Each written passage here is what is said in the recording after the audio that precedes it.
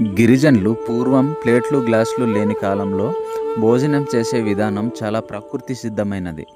స్థానిక వనరులపై ఆధారపడి ఉండేది. వారి జీవన విధానం ప్రకృతికి అనుగుణంగా ఉండేది. వారు పూర్వంలో ఏ విధంగా భోజనం చేసేవారు అనేది ఈ వీడియోలో అయితే మీకు చూపించబోతున్నాము. పూర్వంలో అడ్డాకులు లేదా పెద్ద పెద్ద ఆకుల్ని తీసుకొని నీటితో శుభ్రంగా కడిగి ఈ విధంగా కుట్టి దొన్నోలుగా తయారు చేసేవాళ్ళు. దీన్ని మా భాషలో దొన్నో అని పిలుస్తారు. మా గిరిజనులు ఈ విధంగా భోజనం చేసి తమ కడుపుల్ని నింపుకునేవారు.